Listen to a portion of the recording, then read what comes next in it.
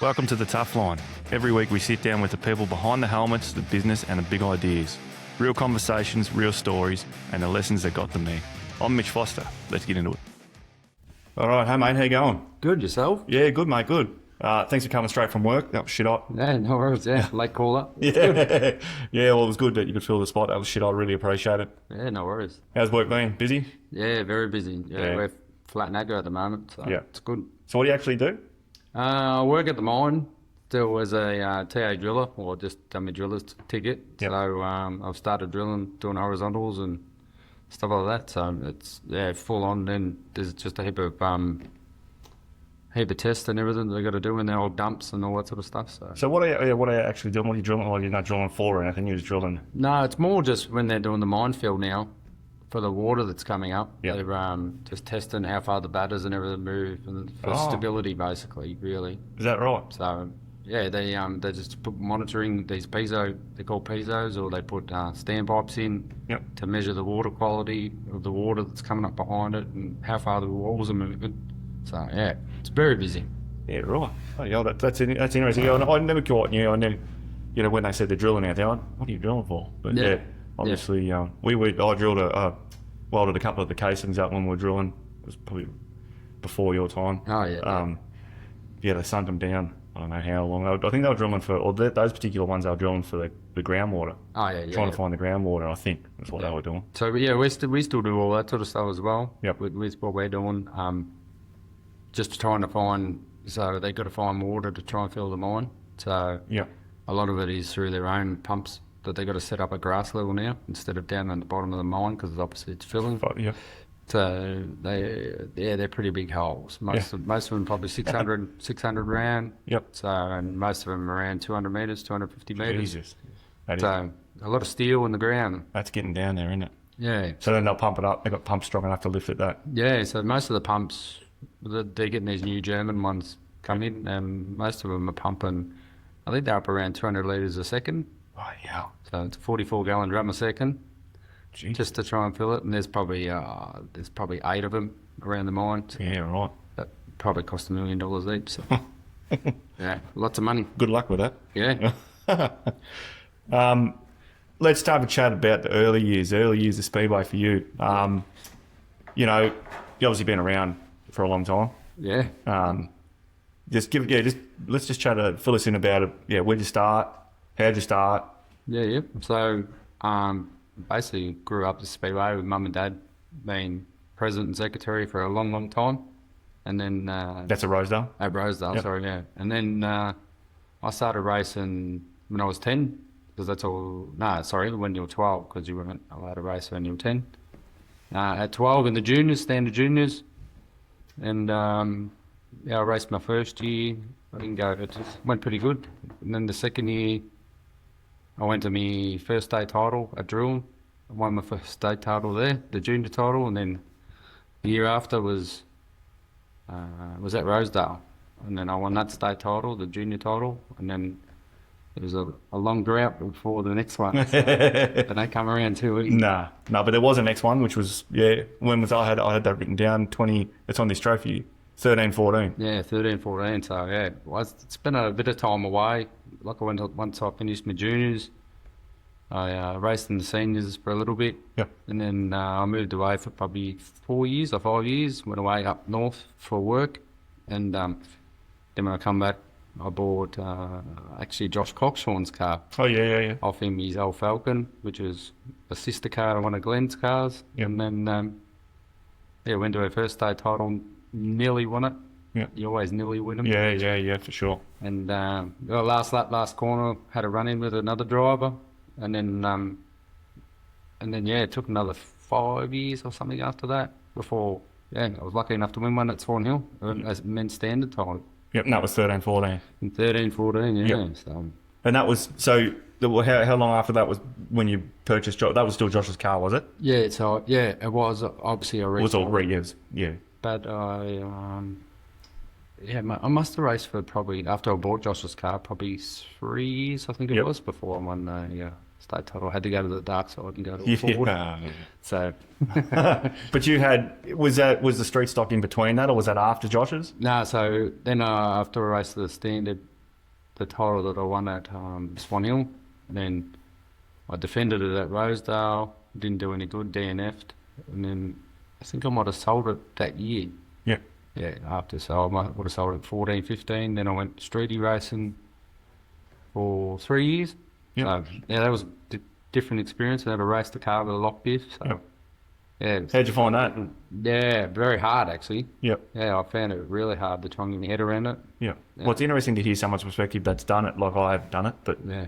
going from an open diff to a lock diff, Yeah, no, I didn't really like it very much actually. Yeah. Going to a lock diff, I just couldn't get my head around it. I suppose over the 3 years I've probably done 30 shows. I suppose it wasn't a big runner, but Yep. being down here in Gippsland, mate, your local meeting was Ballarat. And that was when there was that massive title at Ballarat. So you were going to a club meeting at Ballarat with 60 cars. Yep. And yeah, she was pretty hard. She was pretty good going.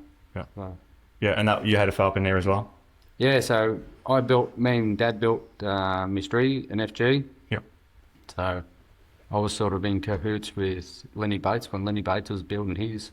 So we sort of leaned on each other. He was a few months ahead, so everything that he'd done, it sort of handed over to me. He trialled it and it worked, so it came over to me. So it was good. I just sort of followed him and Yep. he helped me out heaps. So it Yep. was good. And how'd you go? Did you have any good any results in the streety or not? Not really. No, it's tough going, yeah. Yeah. Like you say, 130 at that title, like. Yeah, so that title, I think, we made the B main. Yep. Finished sort of mid-pack, so whatever that works out to be, roughly, in your 40s or 50s. Yeah. Then we didn't go to Kingaroy for the Australian title, but we ran to Adelaide City the year after. Yep. And we raced over there. Made a B main, we were running 5th or 6th, and then got crashed out. So, Yeah. Yeah. Which seems to happen to be nose, doesn't it? It does, yeah. That's I was talking to Lee last episode, and they got panels and shit hanging off them. Like Yeah. it's not something that. It's awesome race, and it was good to get out of Gippsland and race at different tracks. So like you got Mildura and Speedway, like Speedway City in Adelaide, which is closed now. Yep. But never would have had those opportunities running in standard. So it was good to spread out. We went to South Australian. We had a good run at the South Australian title actually. The week after the Australian title at Speedway City. Yep. And we're running 4th or something with Hayden Norman and Barry and all the guns were all there. Yep. And then I looped in front of the field. Oh. So went back to rear field and then finished up the back. But Yeah. no, it was good. It's good running with all those sort of blokes. They're absolute legends, Yeah. Barry and all that sort of. And So where's the furthest you went away? Like, was Adelaide the furthest? I went to the New South Wales title at Gilgandra as well. Give me Andrew. Yeah, righto. So we went up there. Yeah, that's probably the furthest we went. Yeah, Yeah. we didn't go in the Queensland. Yeah, yeah. Yeah. Or we didn't go west either. Yeah, well, that's a big ask going west. Like, Yeah. Yeah, bigger. Yeah. we were looking at going over to the Brian Rose Memorial one year, but Yep. they had work commitments and stuff. Yep. Sort of stopped it. So Yeah. Yeah, it's always, you gotta work to race, don't you? yeah, that's right. Yeah. But, yeah, like, so yeah, obviously your old man raced, so you were always interested in Speedway. That was what you were doing. Yeah. So Dad raced at I forget the year he actually started racing. He started racing in a Galant back in probably late 80s, I suppose. So he was racing at Rosedale, probably in the Maui tracks and that Yep. as well. And then so we just sort of grew up all around it, me and me brothers and that. So Yep. first was my older brother. He started racing before us. It must have been a few years before us, because he was about 4 years older. And then I raced, and then as soon as Shane got old enough, he jumped in. Yep. And then we had a 2-car team, and then a couple of years later, Daniel was old enough to race in the juniors, so it was right when I was going into the seniors. Yep. So we just sort of shared cars around. And Yeah. then I was in the seniors, and Shane and Daniel in the juniors. So. I obviously missed Shane, but got Daniel, missed you, missed Shane. Yeah. I got Daniel in the juniors, and we're obviously similar age, so we'd come up Yeah. at the same time. But I never I don't remember. Well, I don't remember you racing. Like I don't. You were a bit before my. Yeah. But when we were racing, it was sort of well, Nick Speed was racing, who's the track curator at. I think he was at Toowoomba there for a while. He was running around with Robbie Farr and that as his crew chief. Is he local down here? He? Yeah, he was from Somerville. Oh, righto. So there was a group around there, Hastings boys, that were racing. I think there was 3. They used to be in there, one in the back of the tipper and 2 on the tray in the back. Oh, true. And then who else was around there? Oh, Marky Miles. Marky Miles raced juniors with me. Dave Paul, Mark Lyons. Oh, yeah. I was actually watching some old, you've probably seen him, some old YouTube videos of Mark Lyons. Yeah. Like he's got, family must have a channel. Yeah. And there's heaps of videos on there. Yeah, I haven't actually seen it. Oh, yeah, I'll show you. Yeah. It's heaps, you've got heaps and heaps of videos. Yeah. Oh, I'm trying to think about this. Yeah, well, Spud in Spud. Yeah. Shane Ingram, his young fella's doing really good in footy and that at the moment. Yeah. It's good. There was a good group. Oh, Aaron Meekins and all that. Yeah. So there was always the Alex crew. Yeah. So no, it was really good. We had a good group. The juniors were sort of funny. You watch them over the years, and they start to grow numbers, and they start to get 10 to 15 cars. And then everyone will step up and wait for the next generation to come through, and then it's back to 6 again. Yes, yeah. And then that's sort of where it's at the moment. So. Yeah, it is, and like we were talking to Josh yesterday about it. Like when we were racing juniors, when we first started, like we had, one of those titles there, or most of the titles, up until we finished. 35, 40 cars. Like that's a good really good senior meeting now. You know what I mean? Like it the numbers were huge. Strong, back then. And then, like you say, just sort of fade away. Or for whatever reason. Yeah, I think with the title, the junior title is going to be at Wangaratta this year. Yep. I see Wangaratta is starting to get a few more club members and stuff like that. So it's hopefully it grows a little bit of legs up there, and a few more people race standards and that. Yeah. And then hopefully at Rosedale we can have a next generation coming through as well. Yeah. So I know a couple that will start, like my daughter's starting next year in the juniors. Aaron Laylord, his young fella's starting in the juniors. So there's 2 that I know of. Yeah. Yeah, it's good. It'd be good to get those, the generations coming back up through, because that's how, realistically, that's probably more than half of your field is, past racers, their kids or grandkids or whatever, you know what I mean? Like, there's not very many new newcomers. You'll run into that in a few years when your kids Yeah, like I say, but my young fellas, I said, do you want to, quarter midget? He's like, he's, relaxed. he's like, more interested in footy, which is, once again, fine. Who gives it, he might go into it, but my missus is, which is good. I love it the way that it is. Like, she's not right into it, so they will probably come to maybe 3 meetings last season. You know what I mean? Like, which is awesome. You know what I mean? Yeah, it's good for me. I come home and I don't have to worry about it. Yeah, that's right. Yeah, just race and that's it. What I mean? Yeah, for sure. Which is, that's not the way I was born. That's not the way when we come up. It was racing was life. Yeah. Oh well, my young fella's the same. Like he's 16. Yep. And hate's probably the wrong word, but he just doesn't like Speedway. Yep. He came passenger with me when I borrowed Billy's car there for a while. Yep. And he loved it. Let him carry the checker flag. He enjoyed coming passenger. And I said, "Oh, do you want to race, mate?" Nah, I'm not interested. So I said, "Oh, no, that's your decision." Yeah, that's fair. Yeah. You do whatever you want to do. Yeah. I'm not going to push you into it. Yeah. Yeah, no, it's good. And that's probably the way, we were never pushed into it. You know what I mean? No, we just wanted it. Yeah, 100%. Yeah, I wanted nothing else. That's all. Yeah, racing that was it for me. Yeah, exactly. Yeah.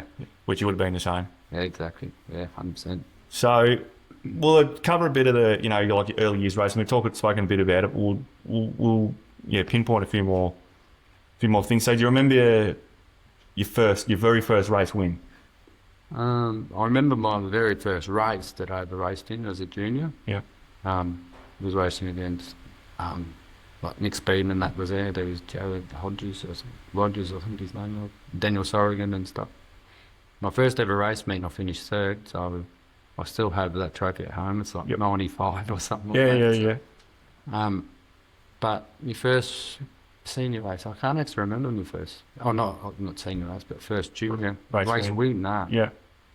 No, I'm sure I would have kept the trophy. Yeah. Mum would know if you're right. Yeah. Yeah, but it'll be at home somewhere. I don't remember what race it was. It probably would have been a Rosedale meeting, I would have thought. Yeah. So it'll be sort of done all our Rosedale meetings, and a few Alex meetings, a few drill meetings and stuff. But we didn't really race at Naira very much as juniors. Back in those days, Naira was pretty big with sprint cars and stuff like that. Yes. Yep. Quid series and all that sort of stuff. So Yep. yeah. So your first car was your first race car, was that 1 year old man race, or did you just build a new one? Yeah, yep. So the first car that we had was an LJ Trana. Yep. So that's the one that I first started racing. My first year racing was in the LJ Trana. Pretty much everyone had an LJ Trana back in those days. Yep. And which is mum and dad's. Mum raced in the ladies for many years in that. And then when Shane was time to step up, we were going to build a Centura. Yep. We had a Centura sitting at the back, but we ended up building an LH Trana. A 308 come up cheap, so Yep. we built an LH Trana, and that's pretty much the car that I raced all the way through to before I moved to Queensland. So probably when I was 20, I suppose. Yep. So that was the same one, or was it a different one that Daniel was racing against me? Yeah. So then Daniel ended up building.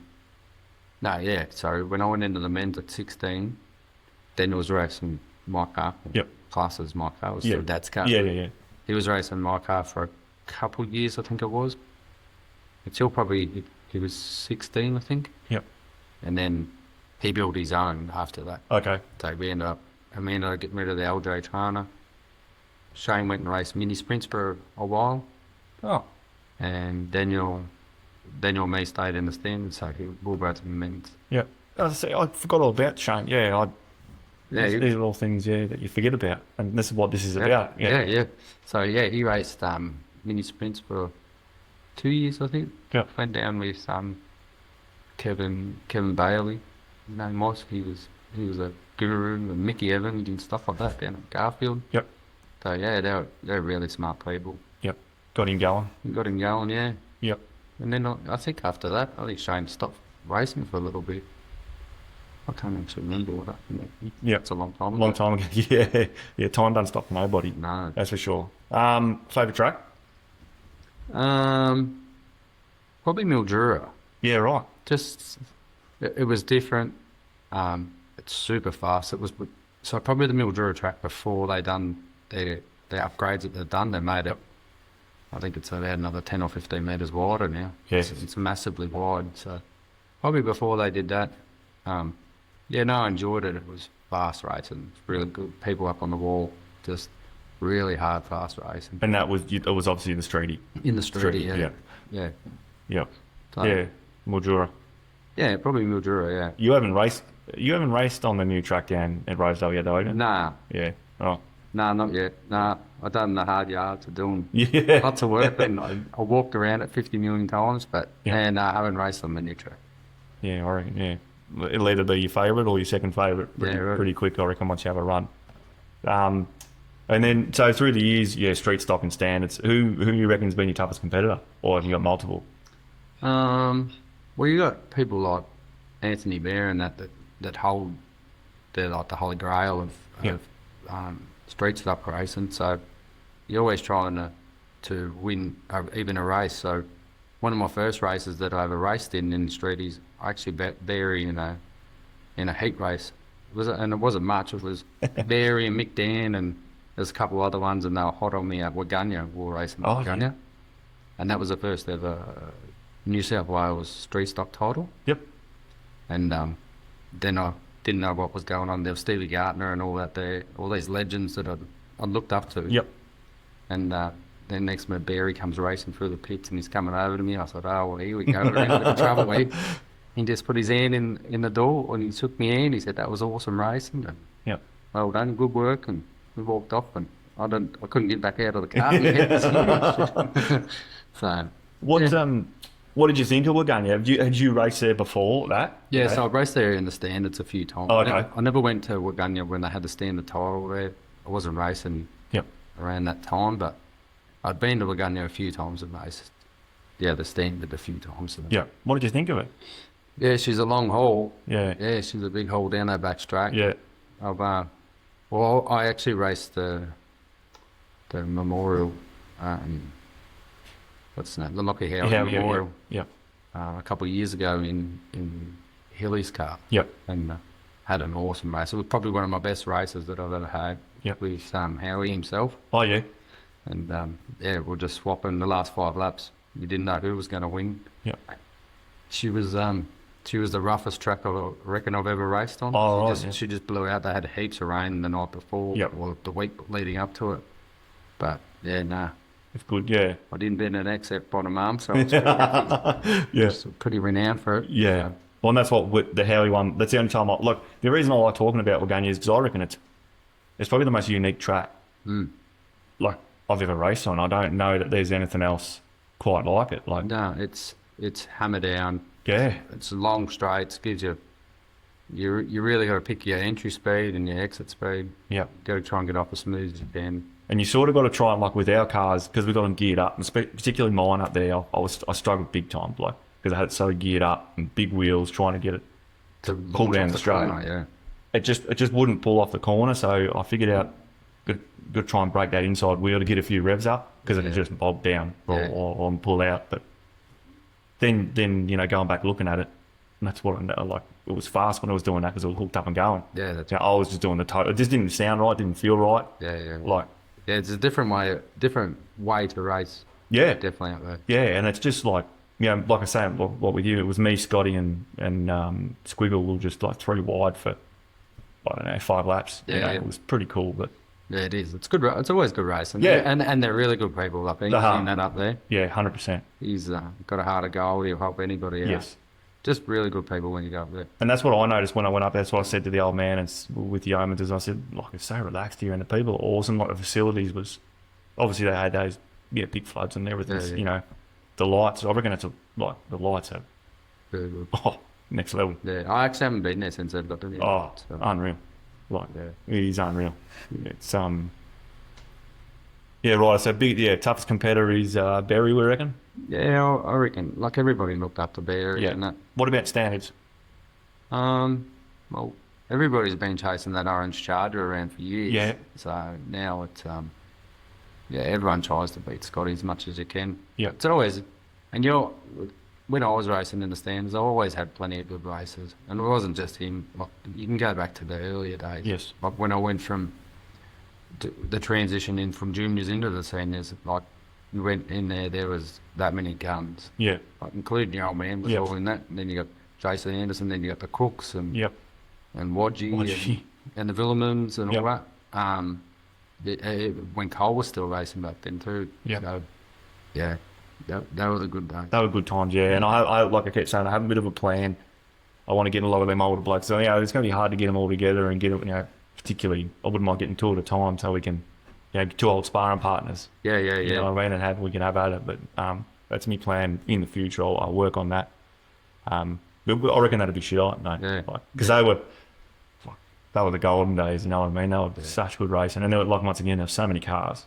And they were all so fast. Yeah, that's right, yeah. It was when Yowie was building pretty much all of them. Yeah. And just having an awesome time. Like, there was nearly everything was a Falcon out there. Yep. And they were just super quick. No different now. No, that's right, yeah. And we're still the stupid ones, consistent with the Holden. Yeah. But, it's great, John. No, I reckon I know the answer to this one. Oh, maybe I do. Favourite race meeting? probably the title. Yep. The title, everything was going really well. So night 1 at Swan Hill, me and Shane were equal points, which was awesome. Yeah. I still remember it. We went out for the first heat on the second day, and we had a bit of rain over the night. And I said to Shane, whatever you do, don't go high. I said, just tuck it in. We're top points. Like, just take the points. Be happy with a third, Yep. And he went out there and he finished second or third. It was all good. And then I went out in the next heat, and then I went 3 wide and buried it in the wall. So he let me know about it, and I come back in, and I literally had to replace every arm in the whole front, right hand and left hand side. Yep. Just absolutely destroyed it. I missed my 5th heat. Just lucky enough I had 3 wins on the first day. And the car, she looked like junk. Yep. And then we only just made it out for the drive around. Yep. We only just made it out. Just lucky that we had 3 wins that we had enough points to get straight in the aim. And then, I think I started 14th or 16th or something. Yep. That's pretty good for 2 DNFs. Yeah. So then I just kept chipping away, and I didn't actually think I was going awfully that good. Yep. And then there was a lot of cars. Like Shane was winning it at one point. Then his steering column broke. Yeah. And then I think Healy was winning it for a bit, and then got a flat tyre. And Matty Nelson come through the field. I think he was up the front there, and then something happened to him. So there's a lot of cars bumming out. And then I think there was about 10 laps to go, and Jacob was in first, and I was in second. And I thought, we're just driving around, and I couldn't catch him. He sort of held the 2 car lengths the whole time. I wasn't catching him. He wasn't gaining or anything. Yep. And then I said to myself, he just needs to have one little stuff up. And that's what he did. He just had one stuff up. And I thought, I can't make any contact on this pass because Dev Saunders will never let me hear the end of it. And there was just a small gap. And I put my nose in it. There was no contact. And then he had the 6-cylinder, had the V8, Yep. just had the power down the straight. And then just cruised to the end. And so it was just, just good timing, just all work. Except for the heat 4. Heat 4 wasn't real good. Turfing it. Yeah, no, I binned it pretty hard, actually, very hard. Yeah, so that's what I mean. There's been a few good drivers come out, like Matty Nelson. I didn't actually realise he'd been in standards. Yeah, like, right. Because he's won a title as well. He's won a junior title, I'm pretty sure. Yeah, I think he has, yeah. And Oggy Ahern, he's pretty handy. Yeah. There's been quite a few pretty handy The old people that are race standards, and sure. And then going on to do. That's why I'm so passionate about them, because I think, like I kept saying, I think they're, without a doubt, like they've got plenty of power, no grip, no steering. Yeah. They're just learn how to drive it. Yeah, they basically. just run what you've run and get over it. Yeah, that's right. There's no, there's no. You can't change this or change that. It is no, maybe right. up and down the tyre pressures, but that's about it. You just get on with it. So your favourite, so you reckon that title? Yeah, I think the title. I had a really good that Howie Memorial with Howie was probably a really good one as well. You forget about a lot of the good races. They're probably the 2 standout ones. Yeah, that I remember. Racing at Rosedale, actually. Yeah, they would have been that other one. Yeah. So, the title 2023, 24, I think it was. 21, 22? 21, 22. Yeah, the one at Rosedale. Yeah. So, 2020, 2020 and 2021, does that sound right? Actually, there was the one that Shane won. So, when me and Shane and Daniel got first, second, third. Yeah, that was a hectic week. And then to finish it off, that was a year that Dad passed away. Yep. And then to do it at Dad's home track, it was really good. Oh, it was unbelievable. Yeah. I don't think... I was running third for ages behind Daniel. Yep. And he was sort of holding me up, and I was just cruising. I thought, I'm happy with third. I've had a win. The other 2 can have it. And I had this bloody V6 that kept frigging pestering me from behind. It was from Swan Hill. Oh, you one of the Marshalls, mate? Marshall, yeah. Marshall, and he was pestering the crap out of me. And I thought, you can do whatever you want, mate. You're not going to pass. One of these other 2 boys are going to win this. Yeah. And then Daniel had a little bit of stuff up. I got up in the second, and then I think Daniel was under the same proviso that we were going to do what we did. And it was really good. You probably couldn't have scripted any better. No, it was unreal, and probably it's probably never been done before. No, I don't think not in our in our class anyway. No, probably I don't think so. No. Never been done 1, 2, 3 brothers like. No, it was good. I just the emotion of everything that happened with Dad, well, wasn't that long before, a few months before that, he passed away. And Yep. I wasn't actually racing until the Thursday before. Yep. Well, actually, the Wednesday before. I did a stupid thing and just put a thing on Facebook that anyone got a spare car. And then Hilly jumped at it. He's like, no worries, mate, you can drive my car. And I'm like, do I, don't I? And he'd already pulled her out of the cobwebs and dusted her down. And I said, oh, we're going to do this. And then I didn't even have a licence. So I had to run around, had to do a medical, had to do a licence. And then I made it in with my nomination in with 20 minutes spare. Yeah. So that was because that's when they stopped. A late nomination couldn't be nominated. Yeah, it's 48 hours prior to the start of the race win. Oh, okay. So, yeah, which made it Wednesday 5 o'clock. Yep. And then I was nominated in, it was 4:45 or something Yep. like that. So, yeah, just snuck it in. So, and then you went on to drive Hilly's car. Well, that was the first time you had driven Hilly's car? Yes, I'd never driven Hilly's car before. Jumped in it. We raced it then. I think I might have raced one more race meeting before I gave it back to him. Or it might have been just that one and I gave it back to him. Yep. And then the following year, I had another go at the state title. That was at Bensdale. Yep. And then I kept it after the title for the rest of the year. And then gave it back to him at the end of the season. Yep. And I reckon that was about it. That was about my last meeting. Yeah, right. As well. Yep. So. And you haven't raced again since? No, so I haven't raced. Well, Bensdale title was 21-22, wasn't it? Was that the year that Reese won? No, Jacob won it that year. Yeah. Yeah, that's what he did too. So. Yeah. Yeah, that would have been your last. Yep. So, what's that, 4 years ago or something? Yeah. 5 years ago? Yep. Yeah, right. So I'm just an old washed up. Oh, for now anyway. Yeah. For now. Funniest pit story? Like, you've been around long enough.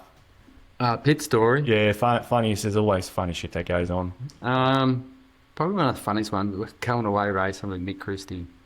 So Mick, when I went into streetie racing, Mick used to race streeties, and I got to become pretty good mates with him, and he had his stand saloon for the last few years. Yeah.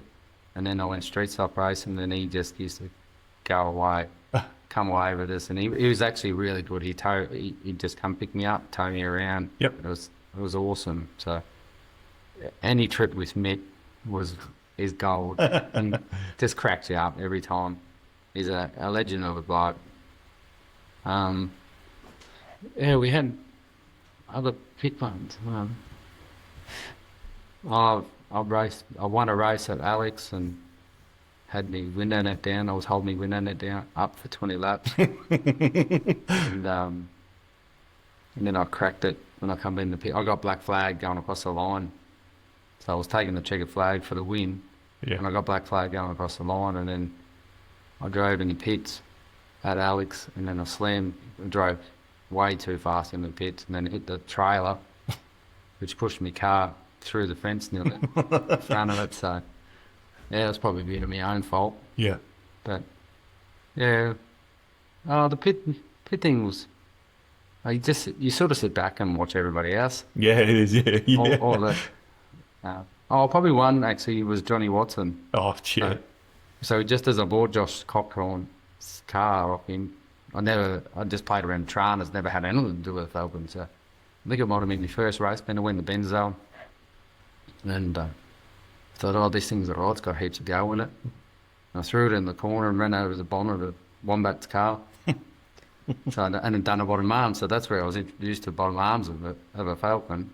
And what happened? I went in the pits and I jacked it up and pulled the wheel off. I'm like, what the hell am I doing? So I started pulling all this stuff off because I didn't know what I was pulling off. And old Johnny Watson comes over and says, what are you doing, you stupid boy?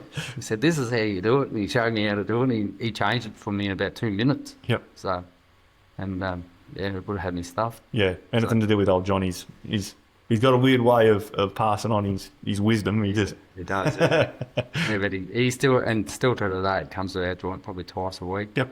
Still comes and has a cup of coffee. Try and get him on here. I rang him, but he had no interest. He doesn't want to, but we've got to. We have to. Yeah, I think he'll be really good for this. He actually mentioned it the other week. Did he? That that he'd been asked to come on, and he goes, "No, I'm not doing that." So Yeah. I said, "Oh, it'd be good, mate. It's good for people to listen to your story." Yeah, and you're like, the amount of people that have asked, Johnny. Yeah, It's- he's helped. He just helps everybody. Well, he started me. He started my career. Yeah, Apart from, Lee Wooding did in a sense too, because he gave me first run after the race meeting at Rosedale. Yeah. But Johnny actually gave me my first race, yeah. So he's the one to blame. Yeah. No, he's a legend. Yeah, without him, a lot of people wouldn't have, Yeah. We used to just go to the race meeting just to help people out. Yeah. He'd have his race car on, but he was happy to leave it on the trailer as long as he can get parts off it. Yeah.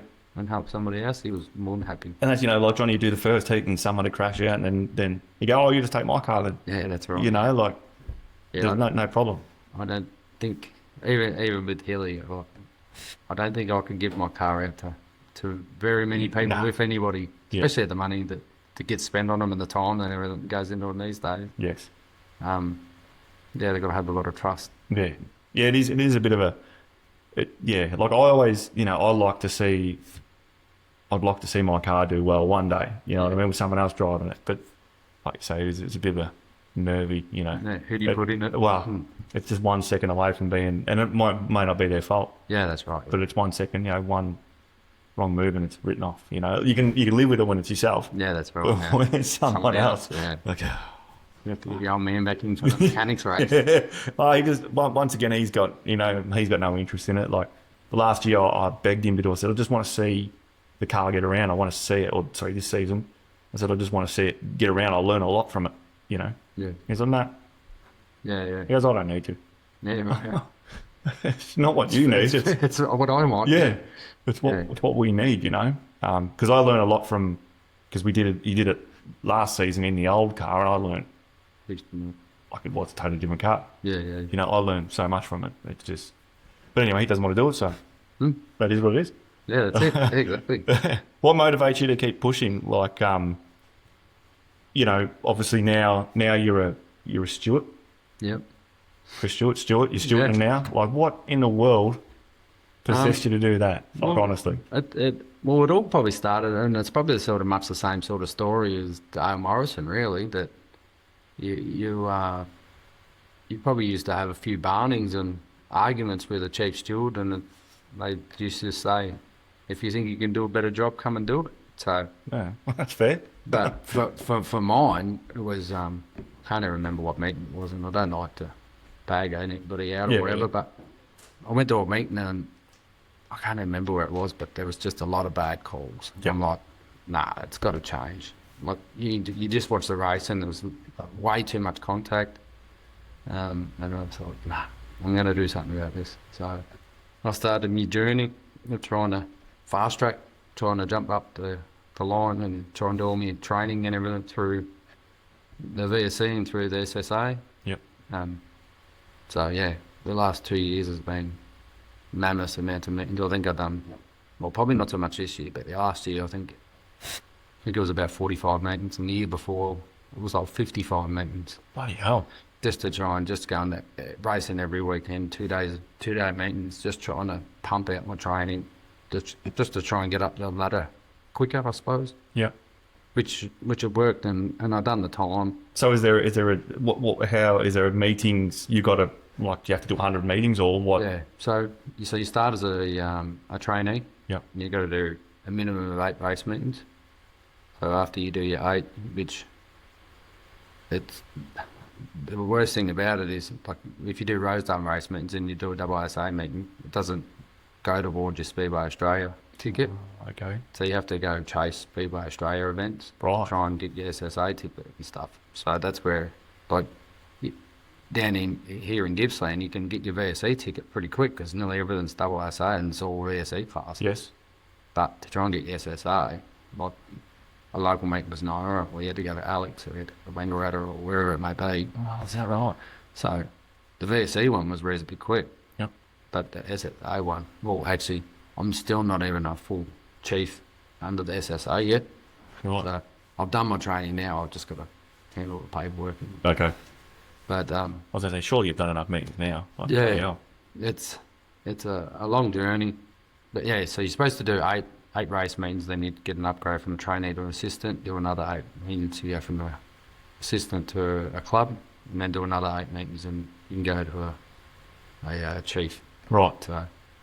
So what's that? Like 25 race meetings potentially you can do it. So who signs off? Who says, is it the steward that you're working with? They say, yeah, right, he's good to go. Yeah. So if you went to Naira and say Normie was there, Yep. Normie, you'd help Normie out for the night, whatever you did. You got a training book, tells you everything that you can do, whether you do the flags or you do the driver's talk or you make calls during or run a race itself. Yep. You just tick all the boxes and then they sign it off, you sign it off, and then you just keep getting them all, and then once you get your 8 meetings, then you approach Speedway Australia if it's or VSC, whoever you're going through, and then they'll upgrade you. Because I've always wondered, I never actually, once again, we all had shit, but we never know. It's good to know now, It's it can be a headache. There's lots involved. Yeah. They have meetings every 3 months. You got to go to Ballarat or Spotswood. Yeah. Every 3 months, so you got to go to training days or AGMs or whatever it may be. Yeah. But they have four meetings a year where all the students get together and have a bit of a chat. It might be changing next year, I'm pretty sure. But there's a lot involved. And same thing, like those 40 or 50 meetings that I was doing 2 years ago, it's all voluntary. So. Yes, yeah. So in between trying to work and whatever else. And get the track ready. And then Rosedale come involved. Yeah. I jumped into that seat, so it just got even busier. And then you're trying to help out other people, and then work's getting busy, and trying to juggle it all. It's hard, yeah. So how, working with, obviously with all drivers, and you were a driver, we're never wrong, no matter what. How do you go with that? Like, if you're a pretty imposing character, like you're pretty tall, so no one can stand over you, but you get those ones that just refuse to. That's the problem is probably with the older people, I suppose, that you used to race against, and you hold a good relationship, like a good friendship and everything with them. Yeah. When they do something on the track, and then you got to act on it. So it's actually like poor Jack, Shane's young fella. I'm probably harder on him trying to help him grow his as he races. Yep. Like, he'll be a good racer, but it's probably not even that what you talk to him at the track. It's when you talk behind closed doors or whatever. You're saying, oh, you shouldn't have done this, you shouldn't have done that. But with the student, some of your best mates are out on the track. Yep. And then you watch them, whether it's an accident or whatever, make contact with somebody, and you have to pin them. Yeah. You're like, you'll hear about it later. We'll be having a beer later, and we're like, what are you doing? And even still to today, like, you'll have a race meeting this weekend, and next weekend someone will come up to you and go, oh, why'd you penalise me for this or that? Yeah. And you might make 60 calls in a night. Yeah. So you're like, oh, Which incident? I must have been, like, so you're always acting on the spot all the time. Yeah. So you got to act quick. We're not lucky enough down here to have Clay Review where you can rewind the video and re-watch it. So, and then some people think, oh, how didn't you see that? And it's like on last weekend or the other weekend at Noara, like there's 40 cars out on the track. Yes. 30 cars out on the track. How do you watch all 15 battles come? Yeah. With two stewards up there, 2 sets of eyes. You just can't see it all. No. It just makes it really hard. So. Yeah. And you do, like I say, I don't envy the job and I wouldn't have it. But, like you hear, it's funny. I think it might have even been at the title maybe at Red Line. And Shane must have got up someone, or accidentally. Yeah. And I'm sitting on the tummy grid, and then you're like, car 6, RD6, you've been whatever. I'm like, oh. Yeah, it's not going to be much better next year either if Daniel coming back into it. Yeah. So that's going to be different as well. Daniel's going to have 5 million horsepower. We won't catch him. Yeah, he's going to do it right. I think he's going straight to the top. He's doing all the good stuff. Yeah. So he'll have the best of the best. Yeah. So he just needs to behave himself. Yeah. The only person that can stop him is you.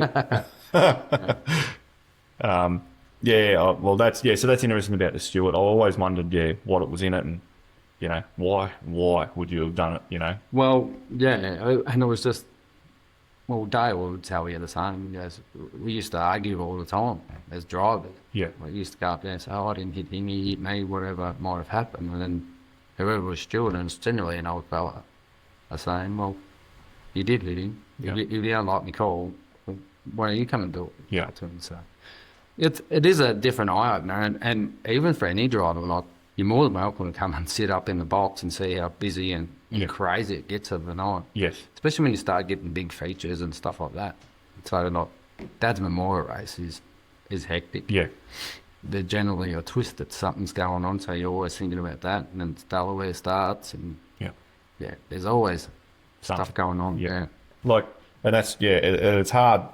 Like you know, we don't ever agree with the decision, no matter what it is. Whether it's it might be you've black flagged me, or well, maybe something out of anyway.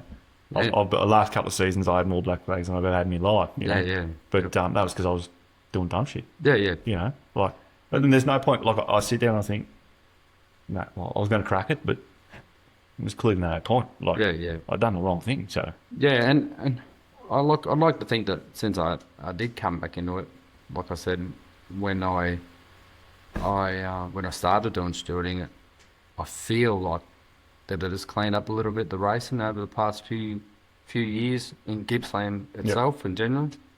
I've been lucky enough to do the stand title for the last 2 years at Swan Hill and Ballarat. Yeah. And very minimal. I was going to say, I reckon Ballarat was pretty bloody good, wasn't it? Yeah. Like, Swan Hill, I never actually seen a driver, which is great. Like, Uber Jack, he was the driver's rep. He was like, oh, nothing. it's good. Yeah. He goes, I'll come and work for you again. I have no customers all night.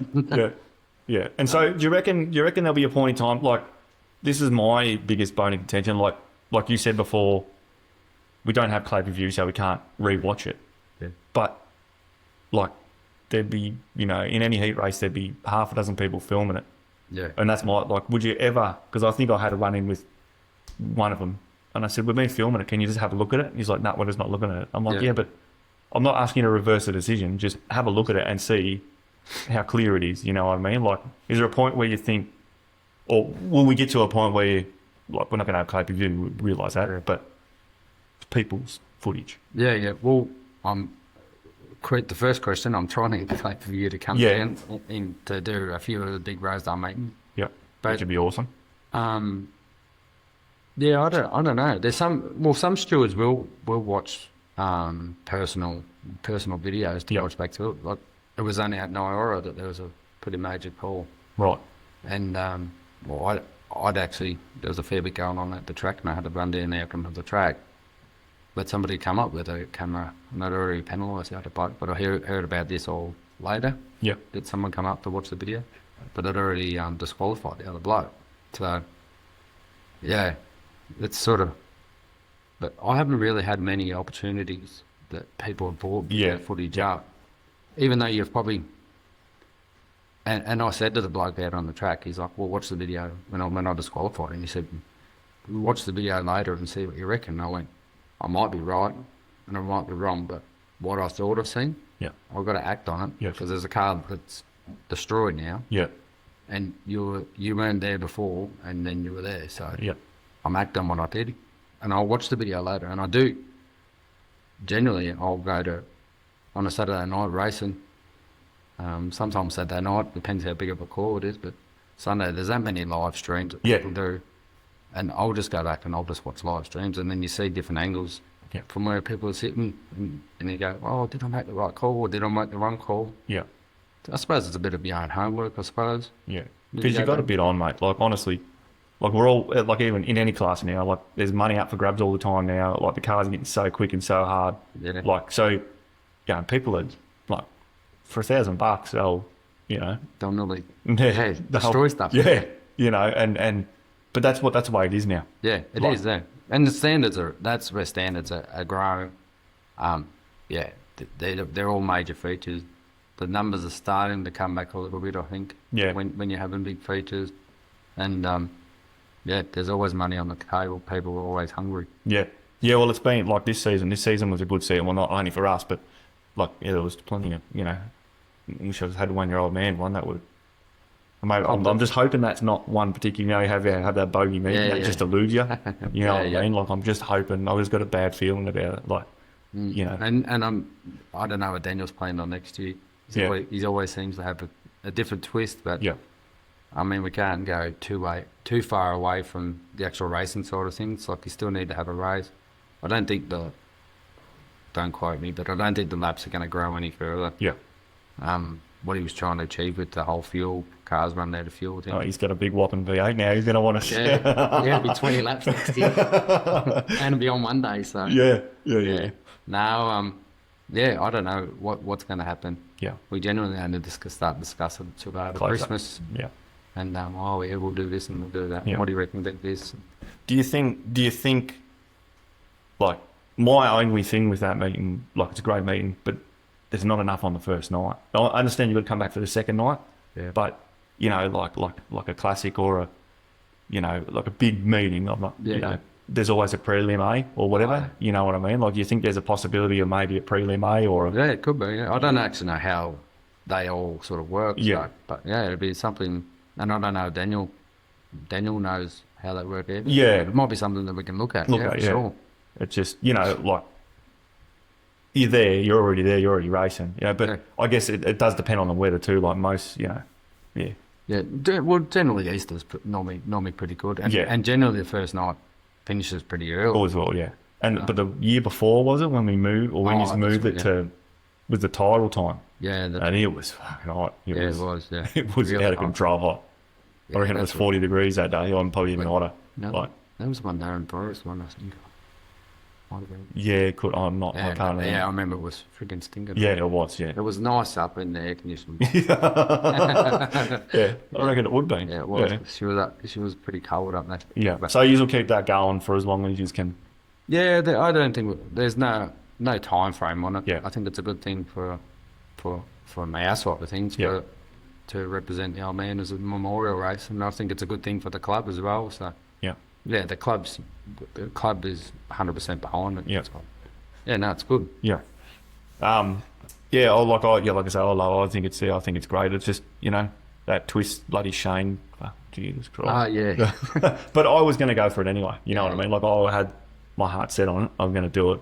And had I not tried to pass everybody on lap one, I probably would have made it. You know what I mean? It would have been all right. But it was just blood rush and bad luck. Wrong place, wrong time. Yeah. But that was it. You know. That was, from my point of view, not a stewarding decision, but the bloke that caused that Crane, he had two opportunities, you know what I mean? And he caused it again. Yeah, you know, and wiped out a good car. But no, and I was the only car that was wiped out. Yeah, that's right. I think everyone else continued. Yeah, they did. Yeah. But anyway, that's shit happens, and we get on with it. So. Yeah, and going back to the steward side of things, that's probably the worst thing when you're in that position for such a big. Was it 60 laps, I think? Yeah. There was like one or two. There was, yeah. Like you give a bloke a warning for whatever he's doing. Yeah. And you think, oh yeah, he's going to be okay. Surely he knows that I'm watching him and he'll behave himself from now on. And then for that second thing to happen, and then same car. Now I took him out of the race and we want to watch good racing. Yeah. We want to watch good, hard, fast racing and the field that's there, and like we said before, the money that's up for grabs. Not people just want to do hard, fast race. Yeah, and it is good. Like it's unique. It's the only thing of its kind. Like 60 laps, you know. I wouldn't know the last time a stand has done a 60 laps anywhere. No, you know, no. I think we had a pretty good finish rate too. I think there was a fair few cars that actually still finished. So which is good. Yeah. It was like from the infield, it was a great race, and only like Jacko was going really well. He was up to third, and he was coming after the two at the front. Like he was the quickest car on that track that particular night. But then dropped the power steering or whatever it did. And rest is history. We actually raced it from the when you spun it around. Yeah. I think he'd done maybe 8 or 10 laps. He couldn't hang on. Yeah, they get pretty. Yeah, he just looped it and he couldn't. He was knackered, poor bastard. But but no, and that's what I mean. Like 60 laps. Yeah, Delaware starts. I never was. I hate those Delaware starts. I still hate them. I just hate them. But it's a good thing, isn't it? Like, It is, and it gives first place an advantage Yes. because they're out the front on their own. Generally, first place is already sort of bolted. If you're 15 laps in, generally there's 5 or 6 or 8 car lengths, maybe even a lap car in between. So it gives him that advantage if there's a yellow. Yeah. So, And I like it how, like, if you're, you're stuck behind old mate in front of you, you just can't get past him, unless you go up beside him, so to speak. If that's the way it works, you might be able to, he might be able to get around you. We'll talk a bit now about like your career highlights, because I've got a few written down here.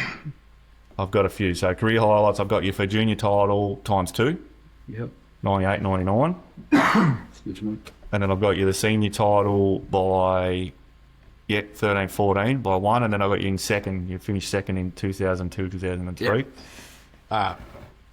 22, 23. Oh, that too. Yeah, that's right. Yeah. Sorry. Yeah. Yeah. Are they? You reckon they're your career highlight? You reckon you're pretty? Yeah. Well, everyone's always like you can win many features. Yep. People generally remember you for winning titles. Yeah. That's just the way that it is. Yeah. So, my last year of racing before I went streeties, I had an awesome year. I think I won every single feature that I went in from here to Swan Hill, and maybe broke even. Yep. So you don't do it to make money. No. But that was probably my best year that I ever did. I won just about everything from the miles to the eliminator of drilling 3 years in a row, to the Rosedale Classic, to the Bensdale feature. Everything. Just had a really good year. Yeah. And then I got out. Yeah. Well, that happens a lot, but you would have been put the time. That's what shits me about people. You're winning everything. Yeah, well, come and see what we do behind the scenes, mate. Like, we don't just watch her. Yeah, that's right. And then later on next week, come and have a look at how it actually works. Like, I have the same work ethic. Like, I've been up there this morning, got a whole thing apart, and I'm just slowly putting it back. There's no need to, but put some new bolts. Like new rivets. That could be the difference between. Yeah, that's right. Yeah, and you do. You find out, and you'll get home from work and you'll just tinker for 2 or 3 hours every night. Yeah. Then I go, what? There was nothing to do from last year. Like, the car was fine. Yeah. You just always find something little. So I'll change this or I'll change that. Yeah. And I'll be laying in bed, like I'm bad for. I'll be laying in bed, middle of the night. Should be thinking about other things, but I'm thinking about racing, and I'll be like, I wonder if I do that, if I move the seat a little bit, or I change my pedals a little bit, or you know what I mean? Like, that's right. I'm just obsessed with it, but that is what it is. Biggest achievement? Probably the title. Yeah. I mean, that, like I kept saying, that one with Shane, you, and Daniel. Yeah, that was pretty special. So that's what I've got here. Proudest moment. That'd be that one. Yeah, 100%. Yeah. I reckon. No, this one here, I like these ones. Like, toughest moment in your career. The toughest one. Probably going back into racing after Dad passed away. Doing that title. Just in the pits, because I hadn't raced for a few years, from selling the streetie to racing Hilly's car. I was sort of done with Speedway, and I just had that stupid idea to do one last race. But probably going there without having Dad's influence, or Dad talking to you or mentioning how the meeting was going. Or Shane and Daniel had already had that because they were sort of still racing after that. But that was probably one of the hardest ones, that you couldn't go. Like, you had an issue with a car and you couldn't ring Dad. Yeah. And they were sitting on the bank. You didn't ring it and go, it's doing this or it's doing that. Yeah. You sort of just had to work it out for yourself. Yeah. So that was probably one of the hardest ones, Yeah, and I mean, that's what you do. Your family's everything, isn't it? You're lucky. Well, you're lucky you get to deal with your dad and your 2 brothers as well. Like, I'm lucky enough now. Jacko has not touched a race car for 21 years, 22 years, and now all of a sudden, you know what I mean? He's off. Yeah, he's away, so it's good. Get to deal with Dad still, and Mum and Jacko and Lani, and it's good fun. When my kids are old enough, they may do it. So this probably covers like why did you walk away? Have you ever thought about walking away, and why did like you obviously did not walk away, I guess, but well, I don't know whether you did or you didn't. So the first time it was just a work thing. Yeah. So I was sort of back when I was sort of 20, 21, wanting to get in the mines, want to make big money and stuff. So that was probably the first time. And then when I come back, bought Josh's car and then raced the standard. Then me and my wife, we wanted to build wanted to buy a house. Yeah. So I mean, we wanted to stop renting. And I was probably the biggest pusher of it. She wanted one, but I wanted it probably more. So then I sold the standard, and that was going to be a deposit. Yeah. Then I built a street and didn't get the house. And then had to wait another 3 years. And then it was definitely time. Yeah. So we wanted to get out of the house. Since then, we might have had both kids by then. So we were nearly outgrowing the house that we were in. Yep. It was like, it was time. So we sold the car, and then bought the house that we're in now still. Yeah.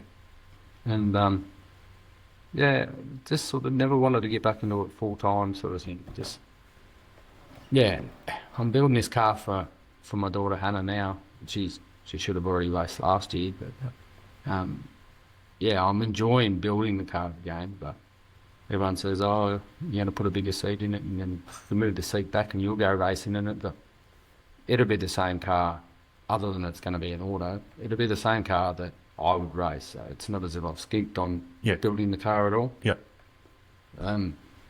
But I won't jump in back in. Yeah. Just got no interest, no drive in racing. Right now, I'll get a hell of a lot more out of Hannah racing. Yep. And like I said, Liam, he's not at all interested. Yep. He said that he'd come to her first race meet, and that's probably about it. Yeah. So, Hopefully she enjoyed it. She hasn't done much driving stuff. Has she been passenger at all or anything? No. Nothing. No. So I was going to pitch Shane's car for the mechanics race. Yep. And I was going to see Shane, see if I can pitch his car and take a passenger. But he turned, like everything. Robbie couldn't be the steward. He was off getting surgery, I think it was. He was in the hospital. So I had this steward. So couldn't do it. But yeah, we'll be back.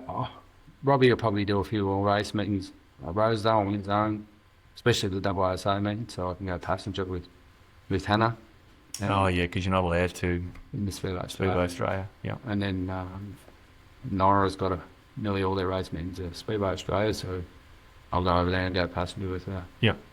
And we'll probably just have a look at other people's calendars, and I'd like to try and go with it as much as I can, at least for a first year, for to give a bit of confidence. Of course, yeah. And then she might kick me out after the first minute. I'll be yelling too much. Yeah.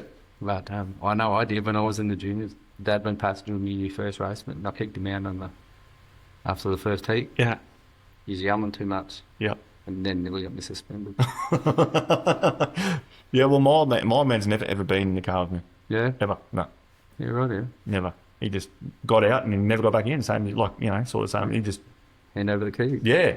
But there was none of that. He just just got out and never again. Yeah, right. Yeah, which is, I couldn't, or maybe you could do that. I don't know. Yeah. When the time comes. But yeah, the first time he got back in was, I was talking to Cam about it. I said, I've been racing for 23 years. And that was the mechanics race 2 years ago.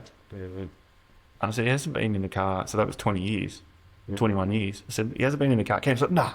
I said, mate, he just hasn't. No, he goes, that can't be possible. I said, it must have been really 15 years since Cammy's race too, isn't it? Well, yeah, because he done, I don't know, he done a little bit of a Divi 2 racing. That's right, yeah. But, every time I talk to Cam, he's got the Statesman down there and it's in a million pieces and I'm like, we should get it going. I'm like, well, I'll come down and we'll just get it going. Yeah. He's like, don't worry about it. I'm like, let's just get it going. Yeah, everyone wants to see you out there, because he was, he was still a wild operator, wasn't he? Yeah. I'm not sure it'd handle him. Yeah, the handful, for sure. Yeah. the technology sort of take that. Yeah, it has. Yeah. HP states when we start. Yeah.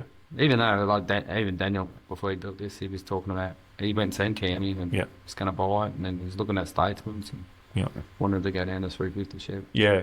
road. But Which is, you know, at the end of the day, like I kept saying, I guess you've got to give yourself the best option or best opportunity, don't you? Like, if you build the best car with the most power or whatever you can actually physically build, then you've got the best opportunity, don't you? that's Like, right, yeah. You know, you're starting with the best. Yeah, yeah.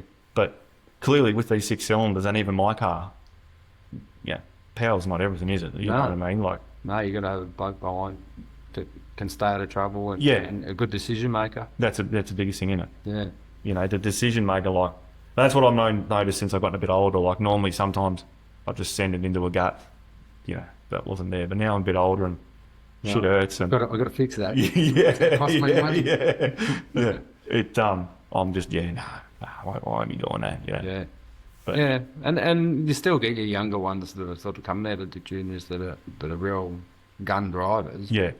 That are coming in, and you find them when they come in their first year, they still are a bit like that, you know. Yeah. Like they're still a bit gun happy, and there might not be a gap there, but I'll make a gap type thing. And, Yeah. and it's not slamming people. It's generally rubbing through, going to the stewarding side of things. If you make contact and then you make a pass, you have to pin the bloke. Yeah. Doing it. So if you make contact and unsettle a car that you're trying to get past, and you get past them, well, I have to pin you. I have to put you back behind the bloke. Yeah. But if you make accidental contact, and then you pull out of it, pull back out behind him, and then go around the outside, I'll sort of let you go. You know what I mean? So you readdressed it yourself. Yes. And then you haven't made a pass, like an illegal pass. Yep. I remember you saying that to me over the 2-way at the title. I was racing with the 2 blokes in front, and I went in between them, and then they just seen me, and then I backed out, and you're like, car 4, good. Oh, I end up winning the heat. Yeah. And you're like, yeah, car 4, good thing you backed out. Yeah, and that's what you need to do. You need to show people that that you're watching and stuff like that as well. Yeah. Because those other 2 cars probably didn't even know that you were there. No. You know what I mean? No. They've just closed the gap, and they could have caused a 3-car pile. Easily. Yeah. But you're smart enough to pull back out of it and didn't cause an incident. Yeah. And then they ended up going around them anyway. Yeah. So Yeah. that's good, that fight. Yeah. Yeah, I mean, yeah. It is, yeah. Like I say, I love it. And yeah. I think, like I say, you're doing a good job, and at the end of the day, you can only do what you can do. Yeah, You know, that's you know, right, yeah. You know, Yeah, exactly. and that's what shits me with people carrying on about, like, and then in the tracks, you know, like, man, everyone races on the same track, eh? Yeah, that's right. She's right, you know. So let's talk a little bit quickly about you're obviously the president at Rosedale.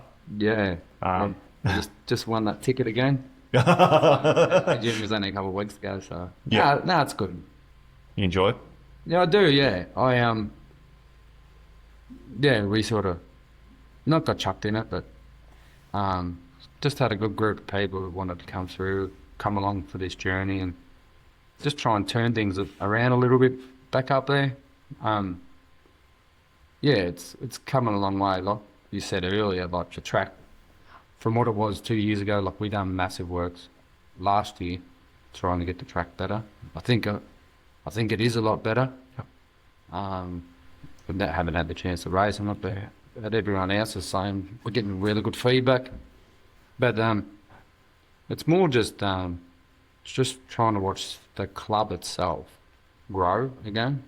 Like we sort of, I feel that the club has just sort of been stuck in the VSE era for a while. Yep. As in, there hasn't been many classes, like visiting classes. We've sort of been running our standards, our juniors, our ladies, your BB2s, and maybe a sports sedan. Yeah. And then you run a couple of features here and there. But we're just trying to grow it to different things for the spectators to see different cars. You know, like next year, much as Shane's discussed, we've got a trailer race at the end of the week, end of the season. Oh, okay. So we're going to have a caravan race. Yeah. We got V8 non-wing coming. We've got Streets? Streeties are locked in Yep. for a race. We've got a production sedan Oh, yes. series around. Yeah. Well, the motorbike's coming back. Yeah. Yep. So Will we see sprint cars again soon? we tried really hard to Yep. get them this year. Yep. We just fell short. We're not sure what the goal was, but they didn't get back to us in time, and I think they were a little bit worried. So we're going through the transition of trying to go from a 2-star to a 3-star rating at the club through Speedway Australia. So Speedway Australia come out, done an inspection of the track. Yep. So the bigger cars obviously need a higher rating for more safety. Yep. So we done all that catch fence and everything, and then they come out and done the inspection last year. And there's very minor things that we've got to do now. Yep. But we actually haven't got it. Okay. So, and they require a minimum of 3-star. 3 stars. Is that right? So I think that might have went against us a Yep. little bit. So Working Bees coming up, they're just going to smash all these jobs out. Yep. And then you should be...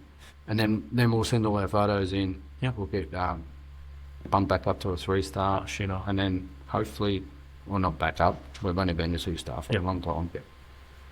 Up to a 3-star, and then we're approaching again next year. So, yeah, I think, man, those things ripping around there now, like the way the track is now. Yeah, well, I've still got plans for what I want to do with the track. Oh, so, yeah, okay. We've got to drop the infield down, especially up that top corner there. So at 1 and 2. At 1 and 2, you're going to drop it down more. No, sorry, it's the infield itself. Oh, okay. Yeah, So yeah. I can't drop the pole on any further than what it is. Yes. Because I just won't get rid of The the water. water off Yep. the track.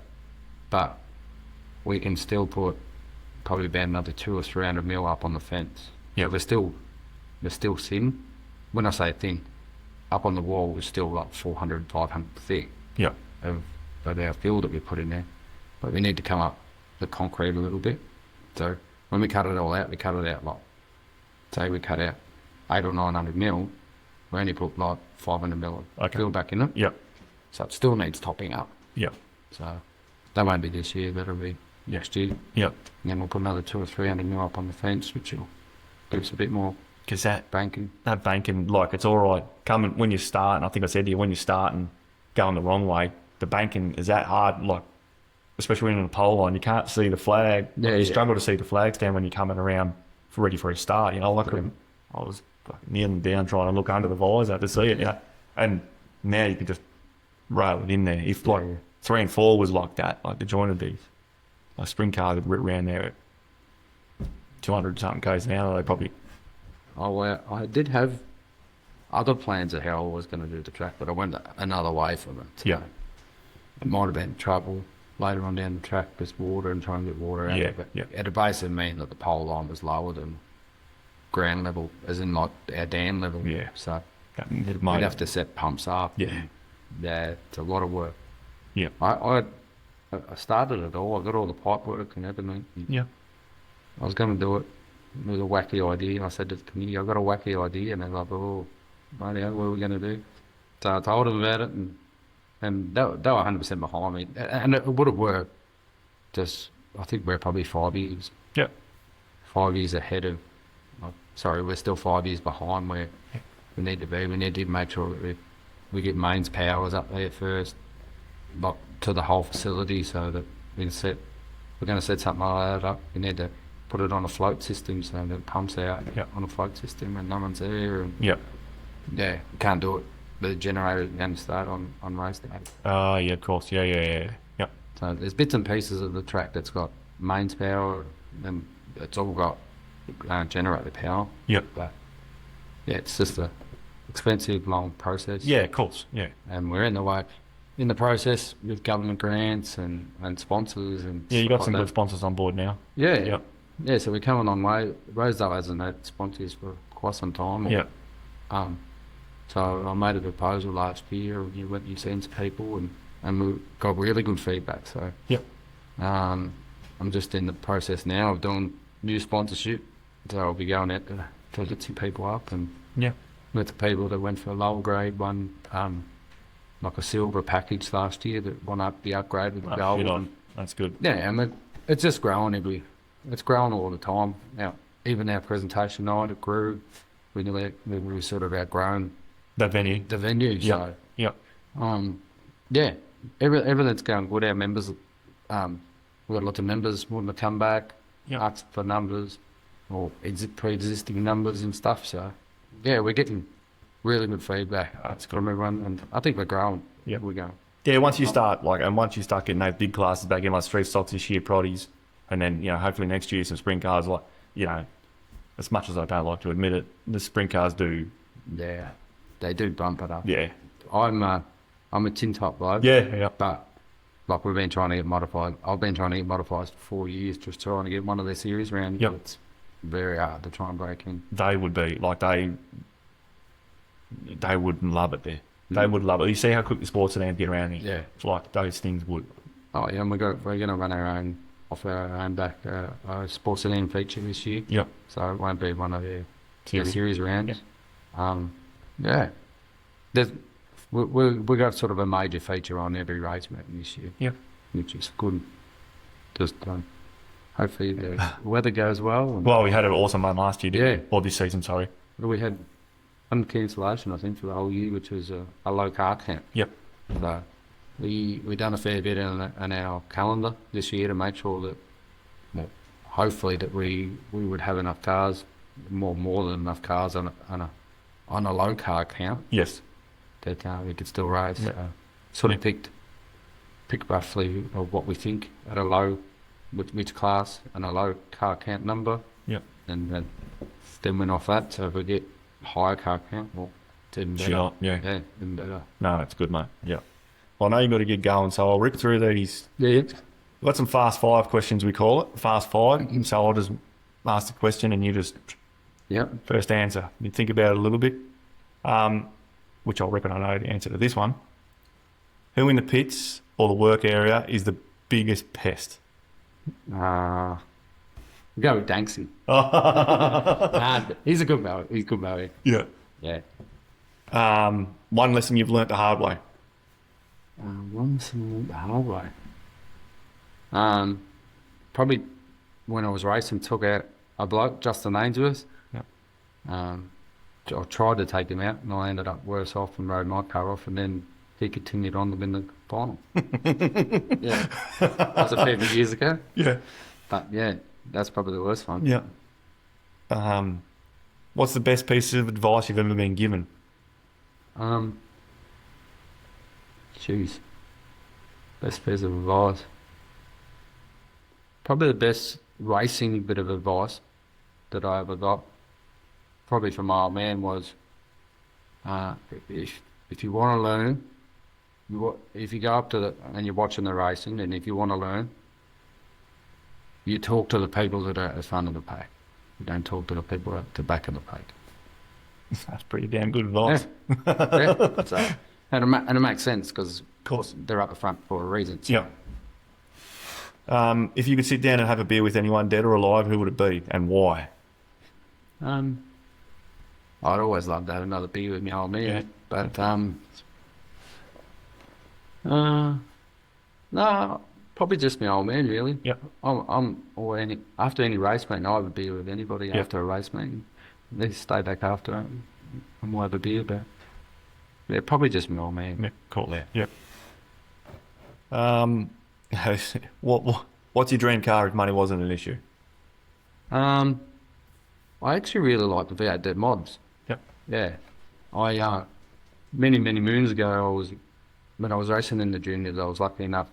John Rotherham come up there. He had a V8 Motorsport. It was an old school one, and he was doing a couple of practice runs throughout the night, like demonstration.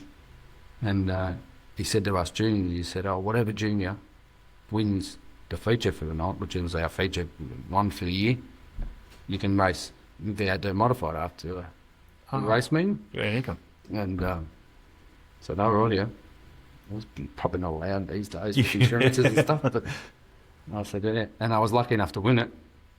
But yeah, what an animal, what a work and everything. Yep. I reckon it's probably the closest thing you get to a sprint car. Yep.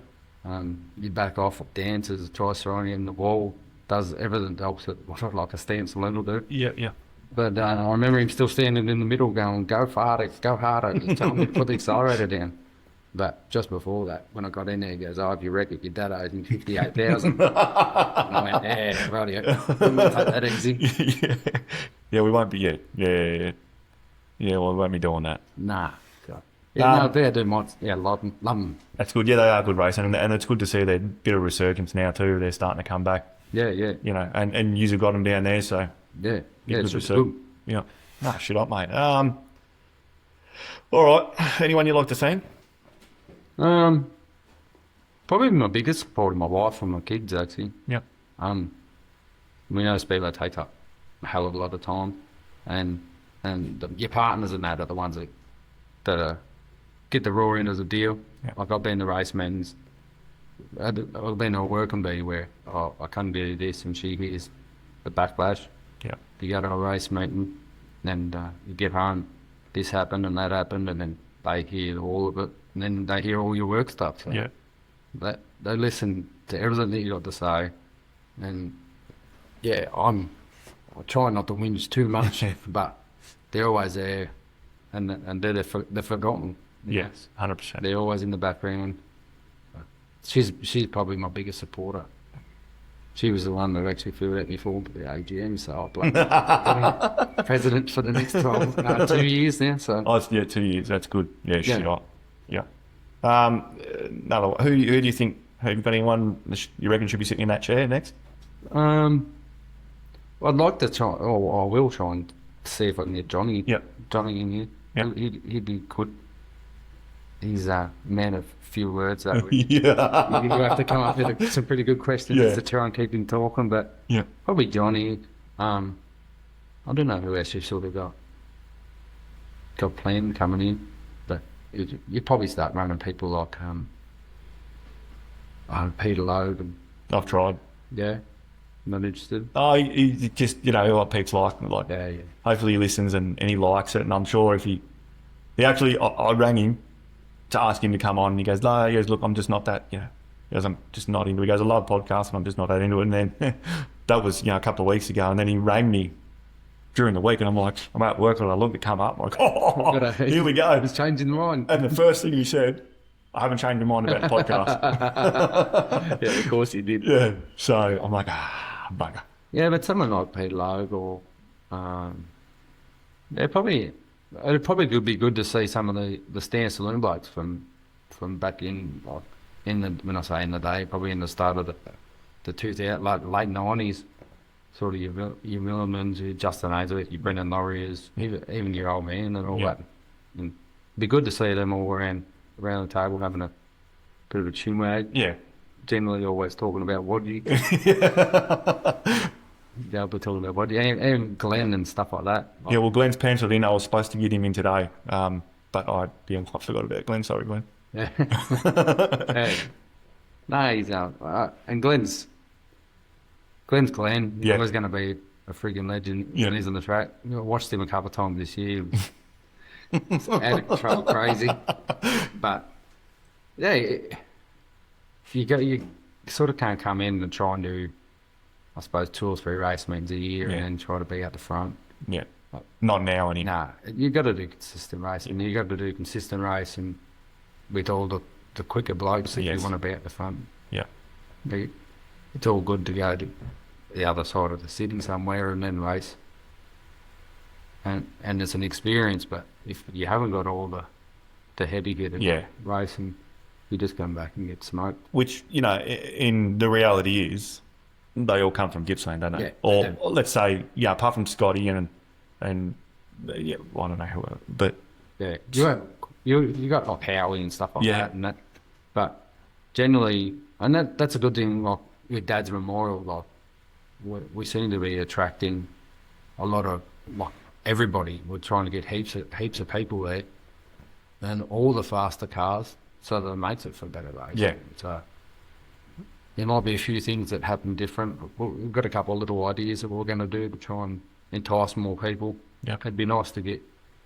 We're stoked to be getting 40 cars to that event, but it'd be awesome to get 50. So yeah, I think you ran into a bit of tough time like this season, particularly when it was, we were unsure about fuel. It was only, what was only the next week or whatever, or might have even been then, was it? Yeah, I think it was then. It started going, because I remember at the title, and that was in March, it had started to go up. Yeah. All the shit was hitting the fan. So, hopefully next year it's settled down and we get 60, you know what I mean? Yeah. Can't see why not. Like, yeah. there'd have to be 200 registered in? Is there or? I'm not sure actually. I'd have to say to BSC. Yeah. I'm not sure, but it'd have to be high numbers. Yeah. I think it'd have to be up around 200. Yeah. But yeah, it was good to see good numbers for the title. Yeah. Numbers get back up. I think we're closer to 70 again. Probably going to struggle next year. Like Portland's so far away. Yeah. I understand they deserve their chance, but you know, It is a long way. yeah. Once they're, you know, like I kept saying, there's, you know, anyway. Oh yeah, I went to the last one. It was At Portland. Yeah, Portland. Yeah. I think I finished in the top 5. But I think I got done for a top diff. Yeah. There's There's a few that year, wasn't there? Yeah, a few. And then I got home and friggin' they wouldn't check. They'd only check one wheel.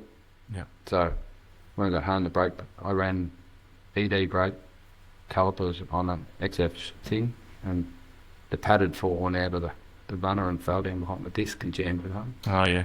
So I pulled it out and away it went. Way it went. Yeah. But And so obviously then they must have changed the rules later so you could pull the brakes off. yeah, well, I don't know what the ruling is on that whole thing now. I think you're allowed to remove if it's sticky and you think you're allowed and you think it's tight because of your brakes, you are allowed to take the caliper off Yeah. Well, it makes sense. and recheck. You know. Because you can. The whole thing is you're checking the diff. Yes. That's what you are. You're checking the diff center. Yeah. So, and you would just want to know if it's locked or it's not locked. Yeah. So I had an argument that was very high up there, person many moons ago, saying that realise that like you're checking your brake drag, you're checking if you got a bearing, like back when I was running the XFs, your bearing in the axle hasn't cracked itself or whatever.